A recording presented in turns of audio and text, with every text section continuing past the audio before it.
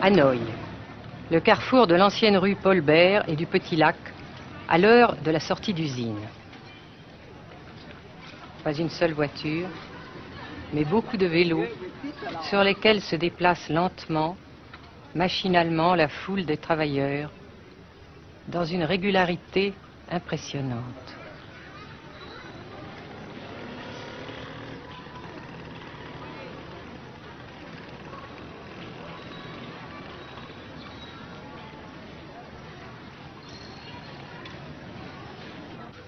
La sensation que ce pays est anormal ne nous a pas quittés au Nord-Vietnam. Anormal d'abord parce que toute vie individuelle a disparu au bénéfice d'un effort collectif extraordinaire. Dirigé d'une main de fer à l'intérieur d'un dispositif de sécurité draconien. Anormal ensuite parce que dans ce pays coupé en deux depuis 10 ans, un grand nombre de familles vivent le drame de la rupture qui alimente à sa façon la guerre du Sud. Est-ce que vous pensez, Monsieur le Président, qu'il y a une solution militaire à la guerre du Sud-Vietnam?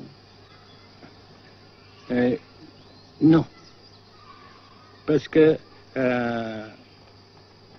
vous savez que le peuple Vietnam, c'est en un. Et le pays du Vietnam, c'est un. Les Américains ont fait une guerre d'agression, comme qui dit, c'est une guerre non déclarée. Et, comme vous savez aussi, vous avez pu lire dans la presse, n'est-ce pas, bien, mondiale, que plus la guerre prolonge, plus les Américains et leurs valets, n'est-ce pas, comment dire ça,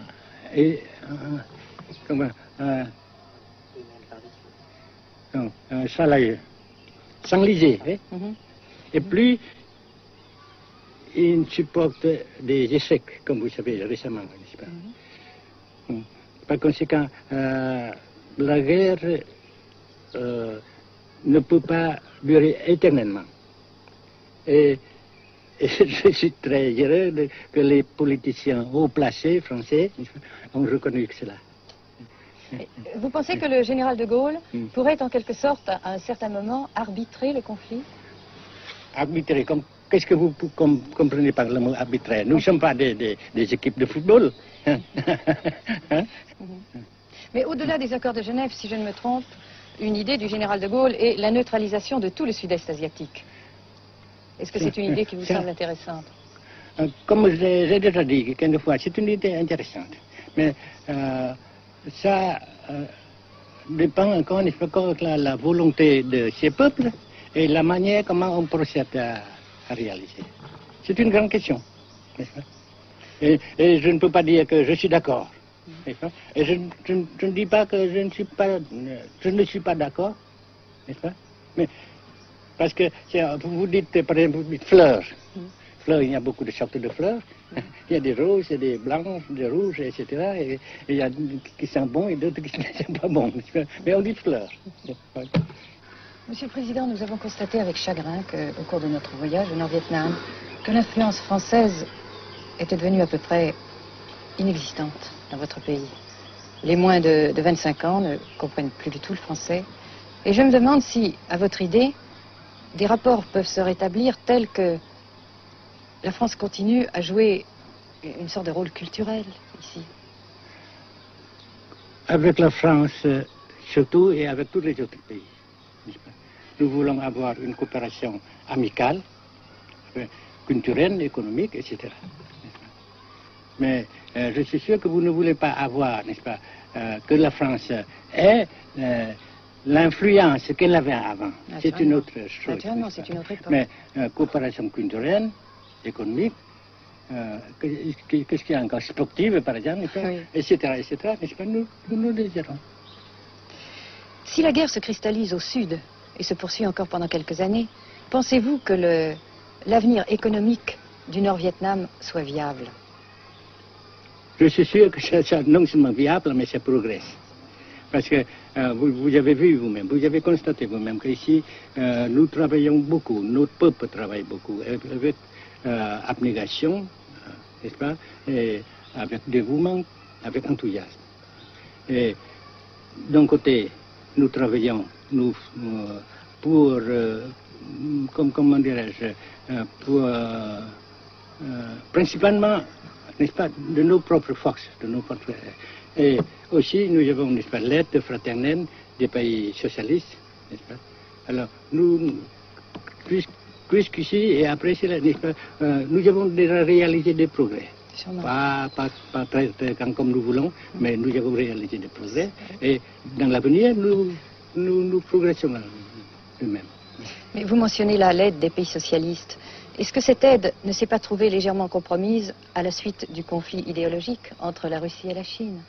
Non, parce que ces questions, n'est-ce pas, différences idéologiques entre nos différents partis frères, c'est nos affaires intérieures. Ça passera. Et l'unité, ça se fera. Mais l'aide fraternelle continue et continuera. Et c'est très précieux pour nous. Bien sûr. Mais certains ont l'impression chez nous, Monsieur le Président, que le Nord-Vietnam se trouve actuellement assez isolé, asphyxié même, et que politiquement, il pourra difficilement éviter de devenir une sorte de satellite de la Chine. Qu'est-ce qu'on peut répondre à cela? Jamais.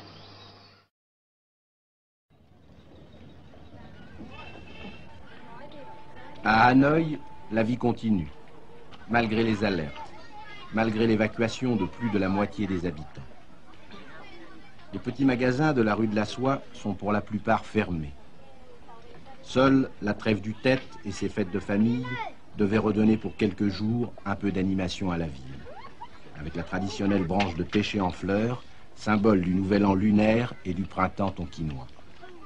La trêve, malheureusement, ne fut qu'un espoir déçu.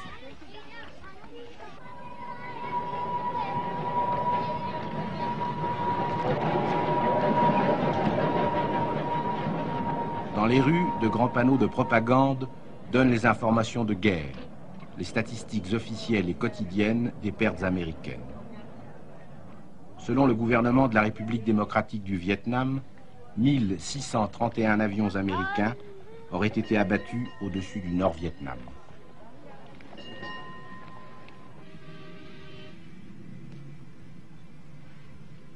Le grand pont d'Oumer, construction métallique de 2 km de long à la sortie nord-est de Hanoï, assure toujours la traversée du fleuve Rouge. Sa sauvegarde est capitale. La défense antiaérienne du Vietnam, tant redoutée par les pilotes américains, dispose de nombreuses fusées solaires de fabrication soviétique. C'est la première fois que nous pouvons vous les montrer. Les rampes mobiles de lancement sont déplacées chaque nuit afin de déjouer les repérages.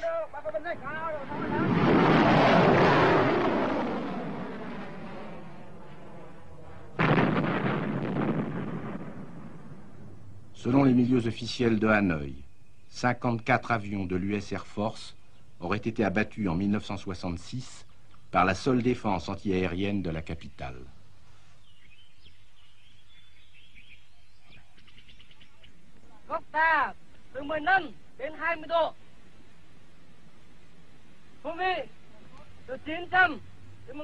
Pour la première fois également, nous avons pu voir les pilotes et les avions de chasse vietnamiens. Pour la plupart, leur formation a été assurée en URSS. L'état-major des forces aériennes du Vietnam se défend d'utiliser des pilotes ou des spécialistes étrangers. Les MiG-17 et 21 participent de plus en plus nombreux à la défense du Nord-Vietnam. Les résultats des combats aériens sont mal connus et contradictoirement mentionnés dans les communiqués vietnamiens ou américains. Le général Vo Nguyen Giap, ministre de la Défense, a répondu à nos questions concernant le point de la situation.